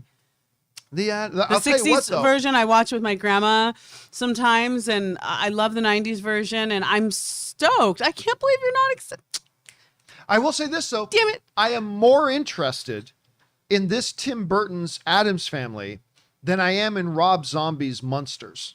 I have zero interest in either of these things. Like none. But I would say I would probably, if I had to pick one, I'll take the Tim Burton. And the addition of Catherine Zeta-Jones is better. I like the worlds he creates. And I'm just not a fan. Although, you know what's funny? I'm not a big fan of Tim Burton, but when you take a movie that even Tim Burton fans don't like, his Charlie and the Chocolate Factory, I really liked his Willy Wonka movie. I really did. Canadians. I really liked his Willy Wonka movie. And here I was cheering you guys on. I really, really liked his Willy Wonka movie. I did. By the way, I should mention here that I'm going to try to pronounce this. Oluro Timmy 8 sends in a $50 super chat badge in the live chat. Thank you, man. I appreciate that very much. Thank you. That's going above and beyond. Thank you for supporting our channel on that level, man. That is really generous of you. Thank you, dude. Not even send in a question. Just wanted to send in a tip. Thank you, man. I appreciate that. All right, let's move on here. Thank you again, man. Next up, we go to IMAV, who, speaking of $50, IMAV tips in $50. Thank you, IMAV, and writes in, are you familiar with Christopher Stasheff's Warlock series of books? I'll be honest with you, I've never heard of them. I would love to see the Warlock in Spite of Himself movie. I have never heard of this. Let me see if I can find something on this. Kim, have you heard of these things before? I have not. Let me see what I can find. Okay, I can find the Warlock in Spite of Himself online. But yeah, I have never heard of this. So let me read this here. Warlock in Spite of Himself is a science fantasy novel by American author Christopher Stasheff, published in 1969. It is the first book of the Warlock of Grammaire series. The title is a play on the title Molière Les Messines Magie. I took French for 7 years in school, but I still can't pronounce that. The Doctor, in spite of himself. As the Vietnam War continued, Sensitive novels clothed his thinly veiled commentary about the proper uses of government and democracy in a fantasy about interstellar travel, fairies, unusual flora, and refugees fleeing persecution. Well, I'll tell you what, that sounds interesting to me. That sounds like it would make a good series. And now with all these streamings, that sounds like a platform would do well with it. I mean, it sounds like an interesting concept. So yeah, I myself have never heard of this IMAV, but thank you for putting it on my radar. I'm sure a bunch of people, I think I've seen a couple people in the live chat saying that they've seen it. And you know what? I bet you anything Robert's read it. Rob's a big book guy, especially sci-fi fantasy books. So I bet he's totally all over this one. Anyway, thanks for putting that one on the radar, IMAV. And again, thank you for supporting our channel on that level, dude. That's really generous of you. All right. BK Dan writes, John, I'm going to say the unpopular thing. Creators as a whole get paid what they negotiate, not whatever they think, nor what the common Joe thinks they deserve. Oh, I agree. You know, we talked about this on the show. Yes, I believe it was yesterday. We were talking on the show about, you know, a lot of comic book creators and writers, when a movie makes $1 billion, they get like a $5,000 check and an invitation to the premiere. I saw that, and they got to pay their way to the premiere. And they got to pay their own way to get there. So right? wrong. So I'd roll out a red carpet. I'd be like, oh my God, he's here. Yeah. Like, goodness. And again, Rob and I, it is so, look, we get it. The knee-jerk reaction of all of us is to rail against the man. But it is more complicated. And I honestly, I'm very torn on it because, you know, I remember once on the channel, we had this big debate that if a movie becomes a big smash hit, even if actors don't have pre-negotiated points in the movie, should actors be given big bonuses? Like if an actor got paid $500,000 to be in a movie and the movie makes 1.2 billion, like it became a big surprise hit, should that actor get more money? And I remember saying at the time, and again, this is a very unpopular thing for me to say. People don't like it when I say this, but it's true. I say, if it's not in the contract, unless that actor is going to give back their salary if the film flops, why should the producers give them more money if the film's a hit?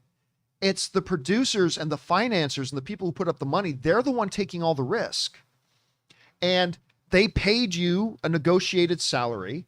Now, if you want to put in to the contract, if this movie loses money, I will give back 50% of my salary. But if it makes money, I should get a big bonus. If you want to put that into your contract, fine. But to me, it's the people who risk are the ones who should reap the rewards. If you're not the one risking anything, because I'll tell you what, if you make a $5 million movie and you got paid $250,000 to act in it, you get your $250,000 no matter what. If that movie loses all $5 million that they invested in it, you still got your $250,000. You don't have to give any of it back. So if that guy's the one investing $5 million and risking the $5 million, and it turns out to be a hit, well, if you weren't going to give the money back if it flopped, why should I give you more if it's a hit? Again, that's why Rob always says, it ain't what you deserve, it's what you negotiate. Yeah. And that's very, very key. So it makes it but then again, like, would we be here at a Black Panther world premiere that makes over $1 billion if it was not for the work of not just the creators of Black Panther, but the writers and artists who developed and maintained and built on the Black Panther character over the years? And maybe there's no legal obligation, but should there be a moral one? And I'm not going to lie, it's a difficult question. What's your kind of take on that? Well, I have a question. What is the most recent property that's been developed into a blockbuster film? What is the most recent IP that was first a comic book? Obviously not Superman. I'm not talking about like in the 50s. I mean, in 2 weeks we had Shang-Chi. When was that created? In the 70s I think in the 60s or 70s. I think Rob, I think in the 60s or 70s. So my question is this. Possibility, because when they were making it, like if you created, after seeing all these films that Marvel has done, if you created tomorrow a superhero that next year they were like, hey, we can make a series and a cartoon and a 3-part sequel to this.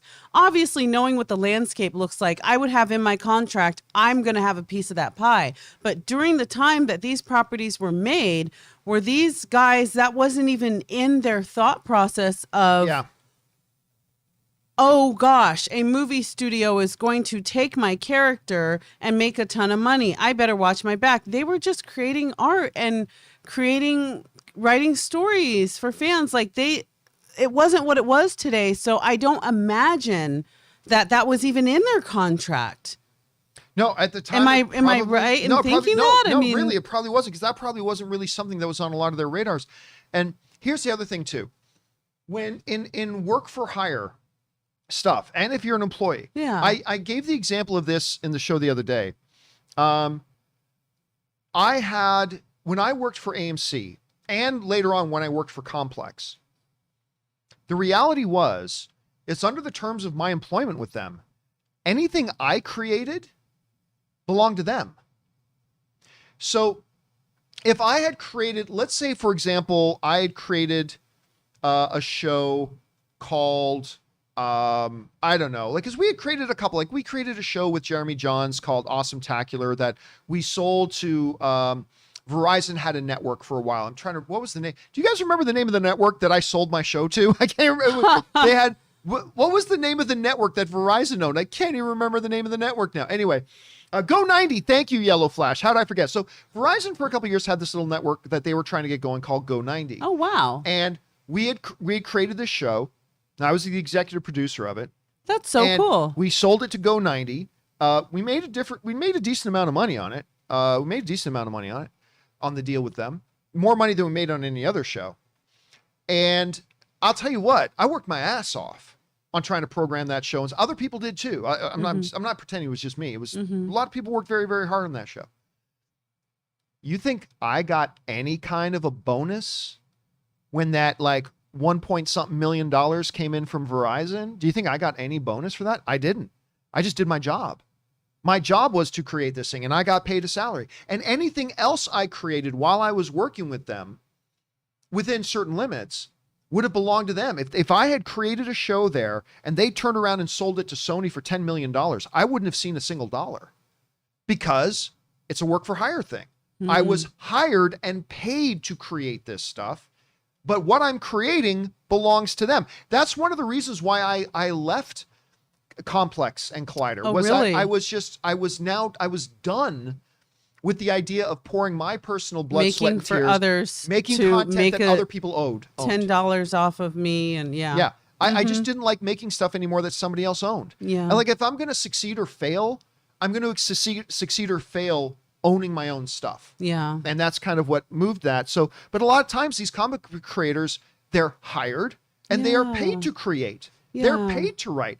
But the comic company owns what they create. In terms of the swag, I think they should be just treated better. Like, I mean, obviously, that's why I think there's a moral obligation. In your contract, but at least have them, you are invited. We are comping your room. We're going to have, a special moment for you on the red carpet. We're going to honor you. Like, you can honor someone without paying them extra. So I think the idea that, you can't help you can help what is or is not in the contract. But if everything's said and done, you can honor somebody. And that's where I think it gets really icky, where I'm like, seriously, they had to call. Like, when you told that story of how your friend had to call and still couldn't get a ticket. And he's like, I created the doggone thing. I couldn't believe that. Yeah. I felt insulted for that person. That's why a lot of people bring up, should there be a moral obligation? But your contract, you know what it reminds me of? I was listening to Bossy Pants the other day with Tina Fey, and she was talking about getting Alec Baldwin aboard for 30 Rock was like pulling teeth. She said he is a master negotiator, and they were like ready to shoot. And he was like, by the way, our podcast people think sorry, you guys can't see my face. I'm making the face. People listening to the podcast are like, what They're happened? Like, what's happening? I'm basically clasping my hands together like Dr. Evil. Alec Baldwin, from what she said in her book, they were so nervous because he kept going back and was like, no, I want this. And when they were like, oh, I don't know, he was just silent and just waited. And then it was like, okay, got the right number. But think of it. What if he had taken the first number and then 30 Rock shoots off and you go back and complain? You can play hardball. You don't get what you deserve. You get what you negotiate. Yeah. I mean, it's a good saying. All right. We need to move on here. We got one last one here with Kim still here. Sorry, this one comes to us from BK Dan, who writes, what's happening? John, I agree with that PVOD and Day and Date have spelled the beginning of the end for theaters for at least 5 years. They may get a slight revival in 10 years or so. Maybe or maybe not. Because there is a growing awareness right now. This is the hope. And it's only a hope. But the hope right now is that we are hearing from inside studios right now that there is a growing awareness that this Day and Date release idea has lost them millions, tens of millions, if not hundreds of millions of dollars. There is a growing awareness amongst studios like Warner Brothers, like Disney, and others who are seeing it that are recognizing that model is going to drive us into bankruptcy if we keep doing that model. And I think, but that doesn't mean everything just goes back to exactly the way it was. I think we are going to see over the next 2 years, a lot of things being tried, a lot of things failing, some things succeeding. And I think we're kind of in the wild, wild west right now. Like when the tech boom was still first had the internet bubble was first happening. Yes. Like a lot of things were being tried. A lot of the big fads, we thought this was going to be everything. This was going to be everything. This was going to be everything. And they all just disappeared. I think over the next couple of years are going to be very, very defining for the studio, theater, how movies are made, relationship, because they're realizing, okay, this one way, it didn't work. And we lost so much money trying to do it.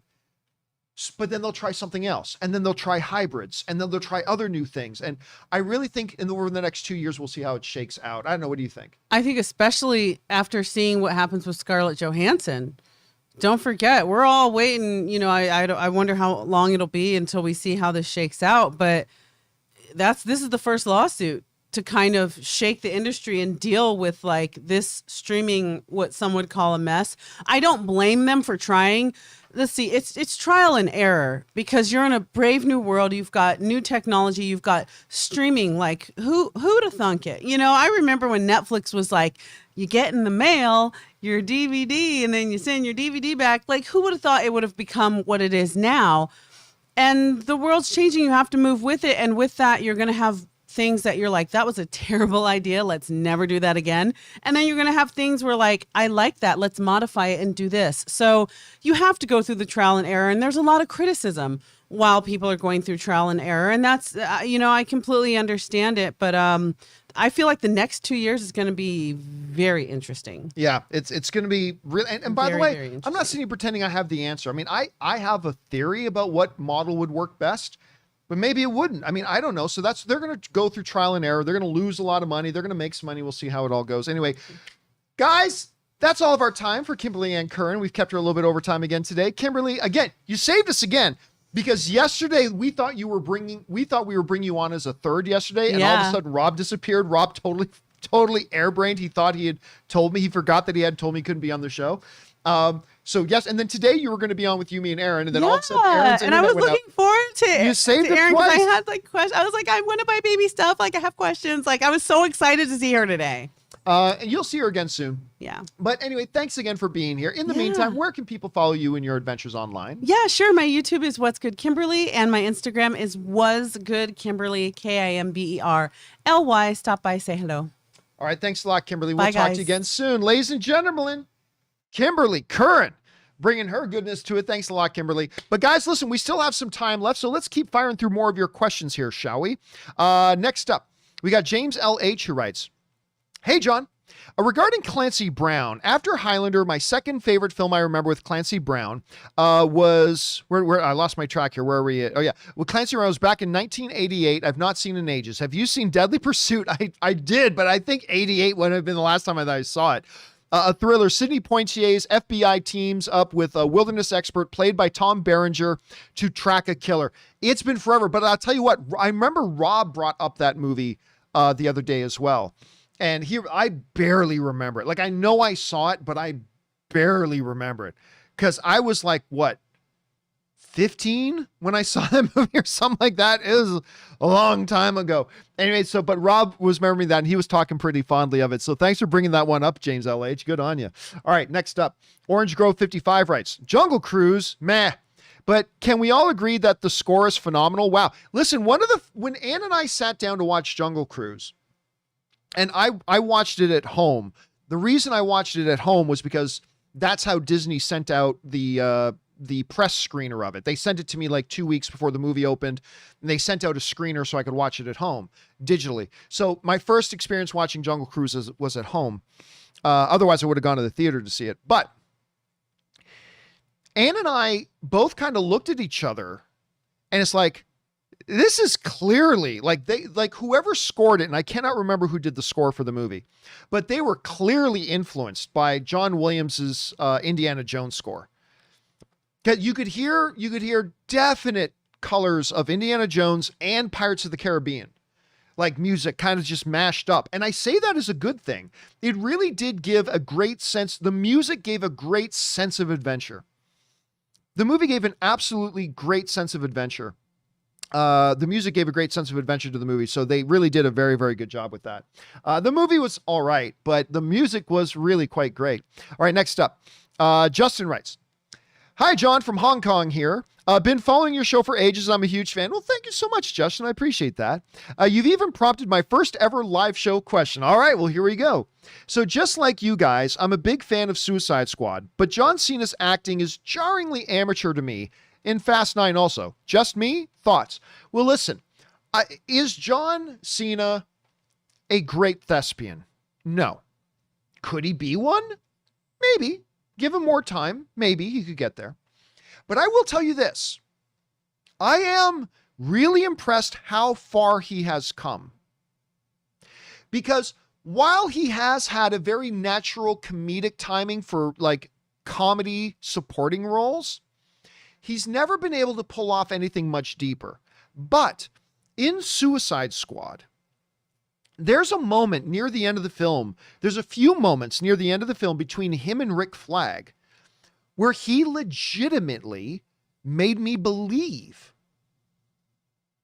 Like, without giving too much away, like him and Rick Flag are kind of squaring off, and there's like, he just gives this line about, I don't want to do this. And what John Cena honestly did as an actor in those moments, because James Gunn is great with working with former wrestlers. James Gunn knows how to bring the best out of former wrestlers. He did it with Dave Bautista in Guardians of the Galaxy. He did it with John Cena here. But John Cena actually convinced me that he was a character who was committed to doing one thing, but didn't really want to do it and was struggling with it internally.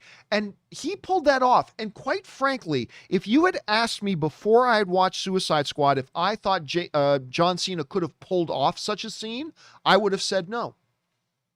But in those moments, he convinced me. I got to tell you, he did, full honesty, he really did. So do I think he's a great actor? No. But do I see real points of improvement in his performances? I got to say that I do. So anyway, that's just kind of my take on it. Anyway, thanks for writing all the way from Hong Kong. It's good to have you here, Justin. Thanks for writing in, man. All right, next up. Life is good. It certainly is. Writes, I saw your list of excuses. I call them reasons.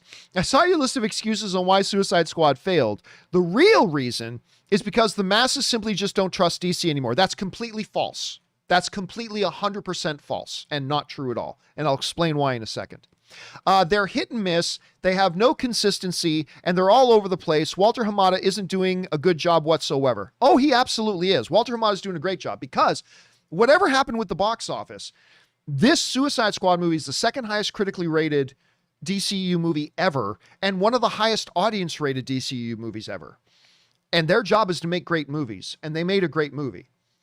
Also, did you just forget that just pre-pandemic, we had just had Joker, which made $1 billion at the box office? Did you remember that not too long before that, we had Aquaman, which made $1 billion at the box office, which I never thought it would.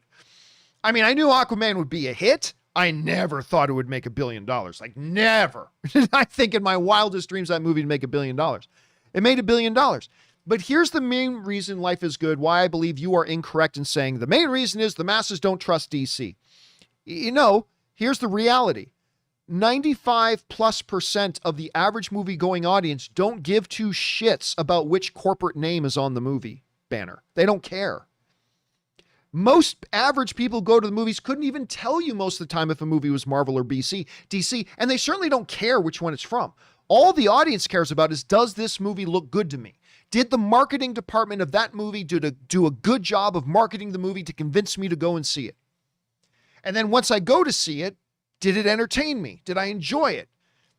There are people like me and you and people who will watch shows like the John Campea Show where we do pay closer attention as to what is DC doing versus what is Marvel doing. Like, yeah, but we represent about 5% of the average movie-going audience. The reality is most people don't care. Not the way we think we care or we think they care. They don't. They just don't care. And again, to say the audience doesn't trust DC, well, then you got to explain to me why a couple of their last number of films made over $1 billion at the box office. That doesn't add up. The math doesn't work. So are there some people like in our 5% community that maybe don't believe in DC? Sure. Absolutely. But that does not explain at all this overall thing. I'm telling you, it had to do with the baggage. It had to do with the virus. It had to do with the HBO release. It had to do with the lack of Will Smith. We gave a big long list of 9 things that people just don't believe in DC is absolutely not one of them. You may be one of those, and you may have some friends that are those. But you just got to understand that you and I, we represent like 5% or less of the overall movie-going audience, and that's just not a major factor. It's just not. Anyway, thanks for giving me your point of view on that, man. I appreciate it. All right, next up. We've got Leo Milmet writes, 2 more sub-reasons why Suicide Squad failed. Delta variant. Well, we did talk about the pandemic, so that's kind of the same one we did. Anyway, Delta variant and growing concern over 5th wave pandemic-era films before it didn't deal with Delta. And comedy box office trends. Comedies tended to be sleeper hits once they're well-reviewed. That's not incorrect, by the way, Leo. You said 1 of 2, but I don't see 2 of 2. Yeah, so I guess that was it. Yeah, listen, I agree. Like, comedies don't generally break the box office. But, Deadpool did. And that's definitely a action comedy. Like, Deadpool is definitely a comedy, right? Now, Deadpool also didn't face most of the issues on that 9-point list that we made about the uphill battle that Suicide Squad faced. Most of those things did not affect or did not apply to Deadpool. They weren't facing the same challenges. But comedies can work. But you're right. Generally speaking, comedies don't blow up the box office. Is that why it suffered at the box office? I'm not sure, but that's a valuable thing to bring up, Leo. I can get behind that one. All right. Next up, we've got Spencer Cooper writes, "Hey, John. My favorite scene in Captain America Civil War was when Tony is watching the video of his parents being murdered by Winter Soldier and then confronting Cap about if he knew. It brings tears to my eyes every time I watch that scene." Oh, sorry. There were 2 different ones. These weren't. Okay, so let's address that one. Then we'll address the first one. Yeah, absolutely. Listen, what separates a lot of the MCU movies from standard comic book movie fare of days gone by is that you can actually have a moment like that in a Marvel movie, and you actually have actors in your movies who can just bring those scenes home. Because when Cap says to him, it wasn't him. And the way Robert Downey Jr., in 3 words, it's some of the best acting in the series. In the 3 words, he says, "I don't care." Like, just the way he sold that was so powerful. It's like, I think my favorite moment in all of the MCU is in Avengers Infinity War when Rocket and Thor are talking in the spaceship, And Thor is talking about, I've killed twice as many. I'm 1,000 years old. I've killed twice as many, blah, blah, blah. I've lost this. I've lost this, lost this. And that's why I'm going to kill Thanos. And Rocket says, what if you're wrong? And Chris Hemsworth says, what have I got left to lose? Like, it was some of the fine, if not the best acting in all the MCU. The thing is, now you've got these movies where these actors can pull off those scenes. It's like, let's look back at Man of Steel, right? Kevin Costner, one of my favorite scenes in all comic book movie history. Kevin Costner and his young Clark Kent son. As Costner reveals to him, we found you in an alien pod, dude. And I get emotional just thinking about this. And young Clark feeling so alone in the universe and feeling so torn and feeling so hurt, he looks at Kevin Costner, Pa Kent, and says, can't we just keep pretending that I'm your son? I am telling you, the performance that Kevin Costner gives in that moment with just a couple of words, and he embraces him and he just says, you are my son. I'm telling you, it breaks me. That scene breaks me every time. But that's one of the key differences between, little superhero movies of days gone by versus today. Today, you have actors of this caliber in these movies who can pull off scenes like this, whether it's Robert Downey Jr. or Chadwick Boseman or Robert Redford or you name it, right? You got these people who can pull off these things. It's just incredible, and I love it. Anyway, thanks for writing that in, Spencer. Next up, Spencer also writes, hey, John, are you ever going to do best movie, worst movie again? I really enjoyed listening to that. Yes. Now, of course, I told you guys a few months ago that we were waiting until the Olympics were behind us. And, me and Rob and Cody, we have been speaking, and yeah, we're going to get best movie, worst movie up and running again. Now that the Olympics are behind us, sooner rather than later. I'm not going to give you an exact date right now, but sooner rather than later, you are going to see best movie, worst movie return. We've done 2 seasons of it. We love doing it. I have a big fun time doing that show, especially with Cody and Rob. So that will be returning here pretty soon. So keep your eyes open for it. All right, next up.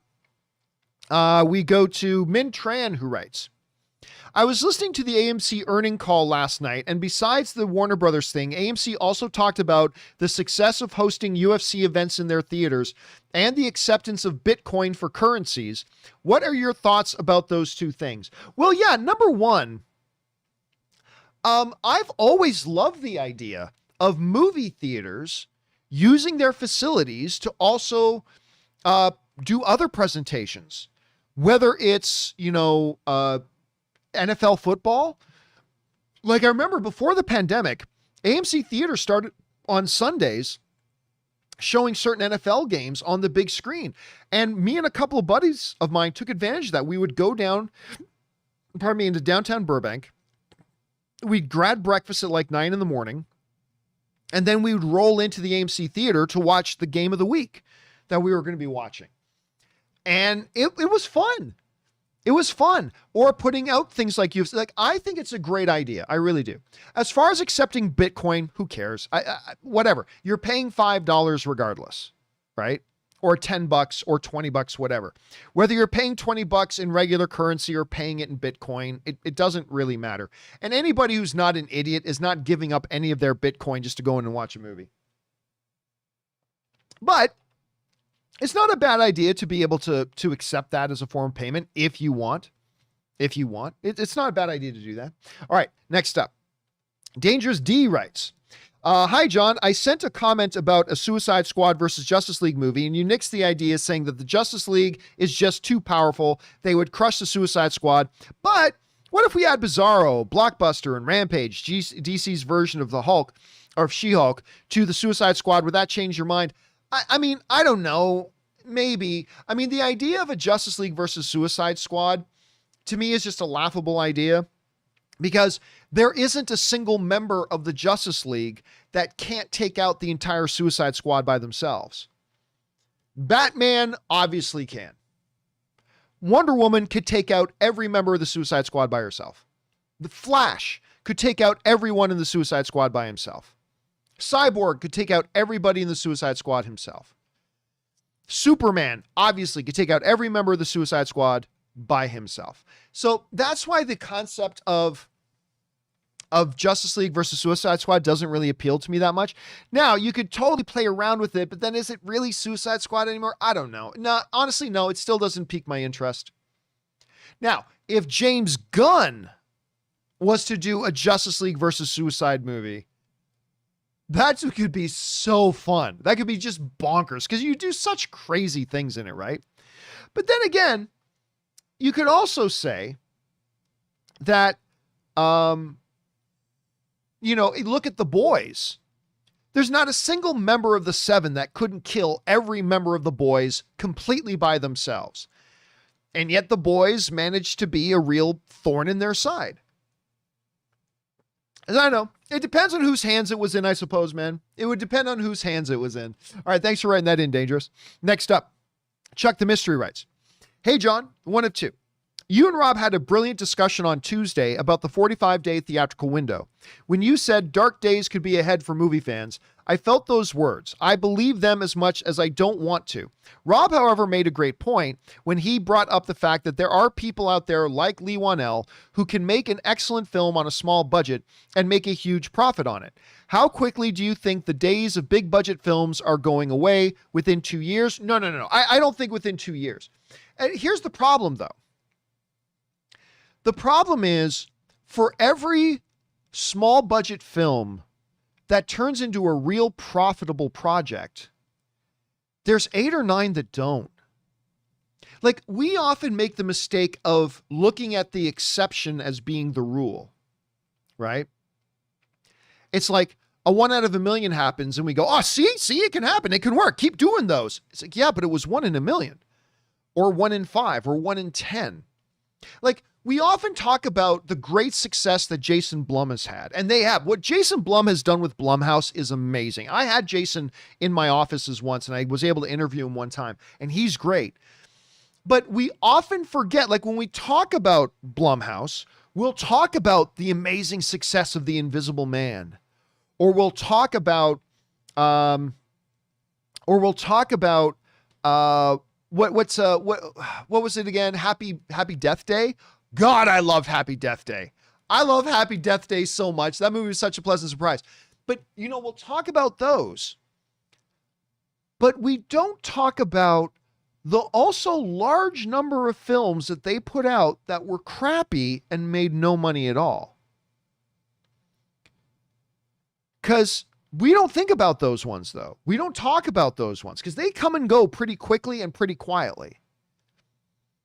So, yes, there are examples of that. But the reality of the movie industry has been for a long time that the studios need these big blockbuster hits to finance the smaller, more artistic films. It is the big comic book movies. Freaking Steven Spielberg talked about this one time. He goes, in talking about making a concession, he says, but we understand that the reality is that these big blockbusters, that's really often where the money comes from to pay for the smaller, mid-level budget, smaller budget things. That's what pays for a lot of those movies getting made. It's a symbiotic relationship. And I think a lot of us miss that. But do I think this is all going to come to some kind of head within the next 2 years? No, I don't think, not within the next 2 years. Soon, maybe. But again, I think there's a lot of change, a lot of evolution is going to happen over the next couple of years. And where it's going to land, I'm not really sure yet. We'll find out though, Chuck. Anyway, good question. Thanks for writing that in, man. Next up, Dangerous D also writes, hey, John, you nixed an idea of, wait a second, didn't you just answer that? Am I going crazy? No, it's the same one. Anyway, you liked it so much you sent it in twice. Thanks for that, Dangerous. Okay, next up, Chuck the Mystery writes, also, I was wondering where your excitement level was for The Protege. You know what? I am actually getting oddly excited about this movie. Ann and I went to go see Suicide Squad again the other night, and they played a trailer for The Protege with Michael Keaton. And I got to tell you, I think it looks pretty good. I'm looking forward to it anyway. Also, I was wondering where your excitement was for The Protégé, which releases next week with the amazing Maggie Q and Michael Keaton. I was a huge fan of her Nikita series, and this looks like it harkens back to the type of story for her. Thoughts? Yeah, listen, I got to look this up here. So a couple of years ago, true story, a couple of years ago, I'm trying to remember which festival it was at. I was at one of the conventions and conferences. I can't remember which one. And at this convention or conference, they were doing a screening of this upcoming film, Priest, with Paul Bettany.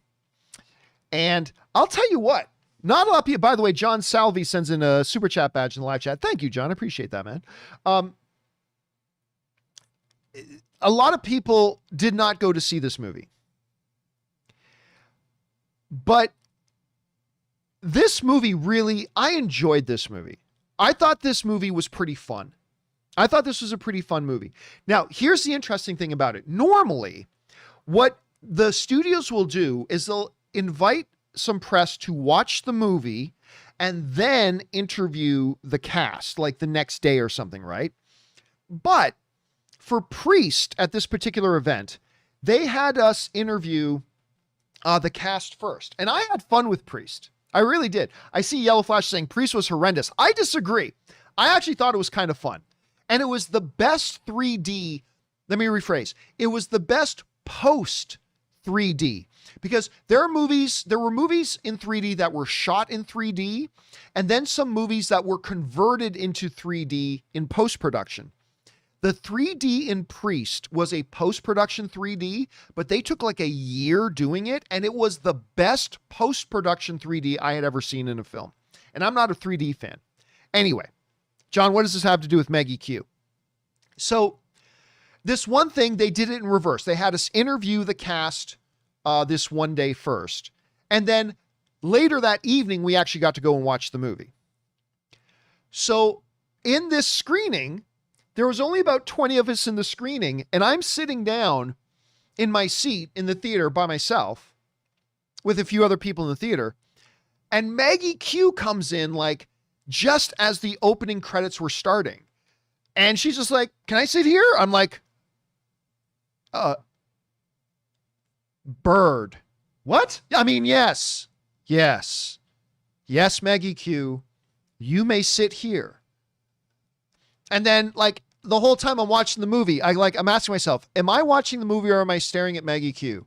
Double check. Okay, I'm watching the movie. My head's looking at the screen because I just wanted to do this, right?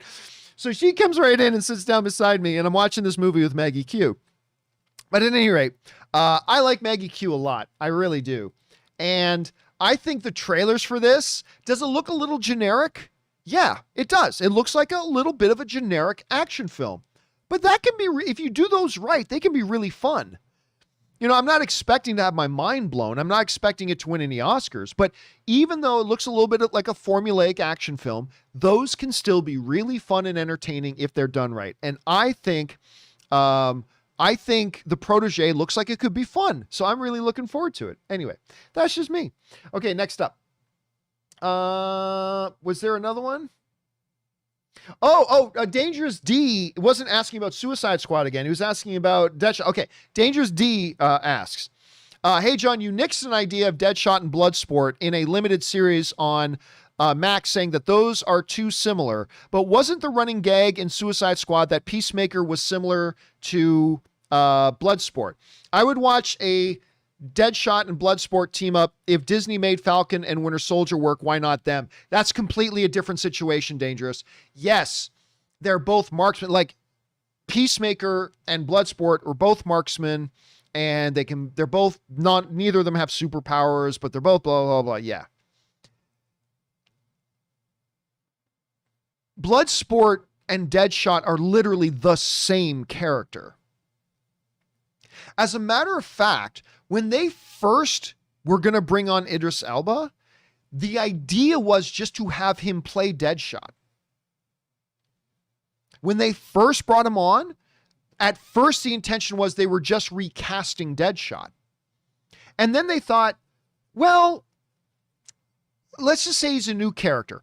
but everything about him is exactly the same. Complete ultimate expert marksman. He put Superman in the ICU with a kryptonite bullet. His same motivation, ooh, my daughter's in trouble. Oh, I have to work with Waller in order to protect my daughter. Exact same motivation. Everything about him was the same. Yeah, there were some characteristic similarities between Peacemaker and Bloodsport, but they were not the same character. They were completely different. Whereas Deadshot and Bloodsport were totally the same character. They were absolutely and they were at first they were literally going to be the same character. Falcon and Winter Soldier are two completely different individuals. So there's no comparison between those scenarios to me. At any rate, I just don't think there's any comparison to those scenarios at all. It just doesn't line up that way. Anyway, guys, that'll do it for this installment of the John Campea Show. Thank you guys so much for being here and making this show a part of your day. Thanks again to Kimberly Curran for being here. And thank you to all you guys who sent in all these live comments and questions. Number one, because you give us great fun things to talk about. But number two, because you supported this channel as you did it. And all of us involved with the John Campea Show, thank you guys very, very much for your support. Now, listen, there are still more questions to come from Mega Fun, Mintran, Anonymous, Chicken Power, and on. Do not worry, guys. I'm going to do a companion video later today. We did one last night. I'm going to do another one tonight, and we will get caught up on all these questions. So if you sent them in and you haven't seen it, answered it yet, hang tight. We'll get to those just as quickly as we can. All right, guys. That will do it for me. Join me, Aaron Cummings, and Robert Meyer Burnett, my two no-shows from the last couple of days, but they're both going to be on the show tomorrow. Hopefully, you guys will be back to join us as well. That'll do it for me for now, guys. My name's John Campea, and until the next time, my friends, bye-bye.